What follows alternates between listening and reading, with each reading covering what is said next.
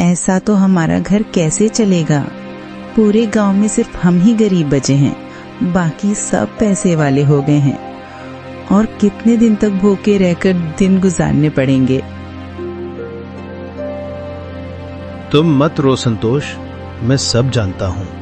मैं मेहनत करूंगा, एक दिन हमारा अच्छा वक्त जरूर आएगा। आप दूसरा काम क्यों नहीं करते? ये कपड़े बेचने में तो कुछ कमाई नहीं होती है। मैं आपसे कुछ मांगती भी नहीं हूँ, दूसरी पत्नियों जैसे खर्चा भी नहीं करवाती हूँ। हम दोनों पेट भर के खाना तो खा सकते हैं। अच्छा जी, मैं दूसरा काम जल्दी से ढूंढ लूंगा, तुम चिंता मत करो।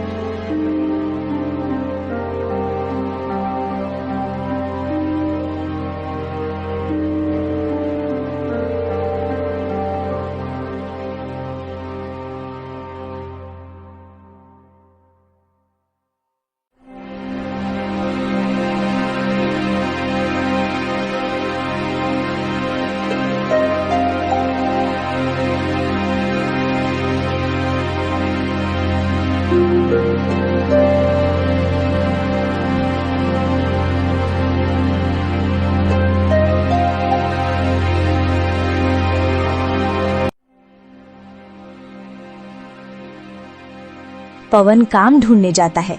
वहीं उसे पेड़ के नीचे बूढ़ा व्यक्ति बैठा मिलता है। पवन बूढ़े व्यक्ति को देखकर रुक जाता है।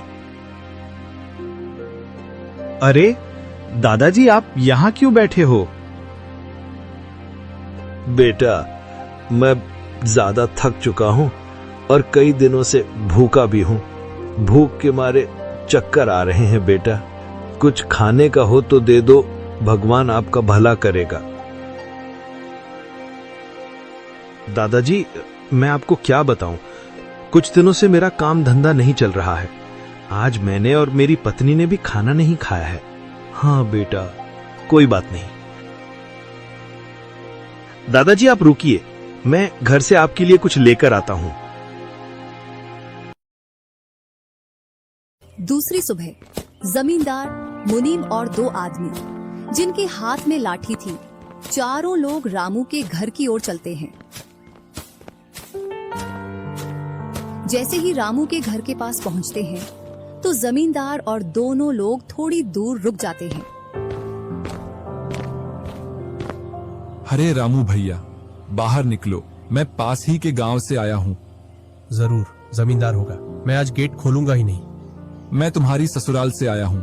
तुम्हारे ससुर साहब ने तुम्हारे लिए कुछ रुपए और कुछ आभूषण भेजे हैं, क्योंकि बुढ़ापे की वजह से उनसे यहाँ तक आने की नहीं बन पा रही थी। इस वजह से उन्होंने मुझे भेजा है। इतना सुन रामू के मन में लालच आ जाता है और वे फटाक से गेट खोल देता है। कहाँ है पैसे और धन? क्या तुम्हारा ही नाम रामू है? हाँ, मेरा ही नाम रामू है। कहाँ है धन?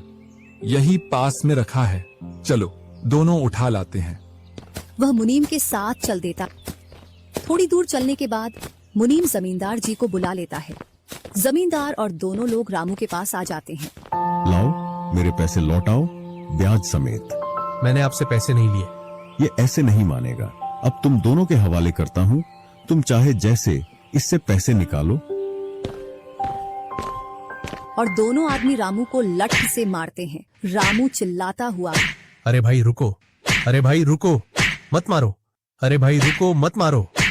इधर वह दोनों रामू में दे लठ बरसा रहे थे। तभी राजू गेट खोलकर देखता है तो रामू पर कुछ लोग लठ से वार कर रहे थे। तो वह दौड़कर उनके पास आता है और बोलता है, अरे भाई रुको, इस रामू ने आज से 5 महीने पहले मुझसे पैसे लिए थे। जब लौटाने की बारी आई तो बहाने कर रहा था। कितने पैसे हैं? 2000। रुको मैं लाता हूँ।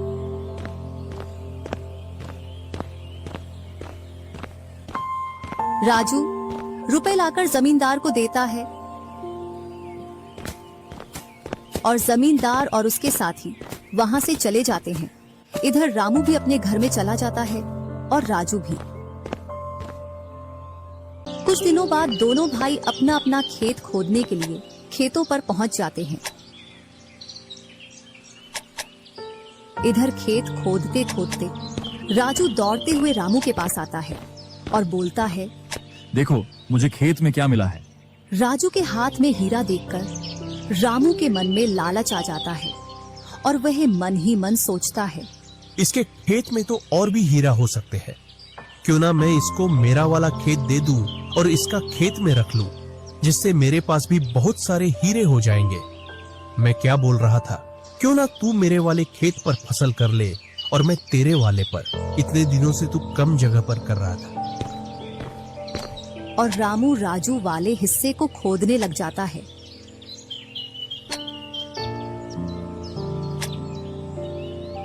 शाम तक पूरे खेत को खोद देता है, लेकिन उसे उसमें कुछ भी नहीं मिलता और थका हारा घर पहुंच जाता है। आज पूरा खेत खोद दिया, लेकिन फिर भी एक हीरा नहीं मिला, जबकि राजू ने खेत का एक कोना खोदा था, उसमें ही उसे एक हीरा मिल गया। अच्छा, आप अगर ऐसे ही मेहनत करते रहे तो एक दिन आपको भी बहुत सारे हीरे मिलेंगे। बातों ही बातों में रामू की नींद लग जाती है। तब वह बोलता है, आज जैसी नींद मुझे कभी नहीं आई। हाँ, अगर तुम ऐसे ही मेहनत करते रहे तो आपको रोज ऐसी नींद आएगी।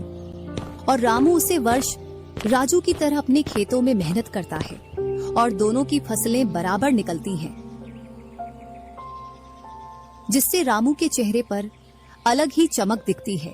एक दिन चारों लोग साथ में बैठकर खाना खा रहे थे। क्या सच में उस दिन खेत में से हीरा निकला था? हाँ भैया, निकला था ना। जो आज आपके घर में, उसकी वजह से कई सारे हीरे रखे हैं। इतने में ही रामू की पत्नी बोलती है, वह तो नकली था, आपसे काम करवाने के लिए। इसी प्रकार बातें करते करते चारों लोग अपने अपने घरों में जाकर सो जाते हैं। सुबह होते ही तुम दोनों को राजा साहब ने राजमहल बुलाया है। वह दोनों भाई सेनापति के साथ चल देते हैं। अब पता नहीं कौन सी आपदा आ गई। कुछ नहीं, कुछ अच्छा काम होगा, तभी तो हमें बुलाया है। दोनों राजा के पास पहुंच जाते हैं। हमने सुना है इस वर्ष तुम्हारी फसल सबसे अच्छी निकली है और आपने इस बार सबसे ज्यादा राजकोष में कर दिया है। इसी का आप दोनों को इनाम दिया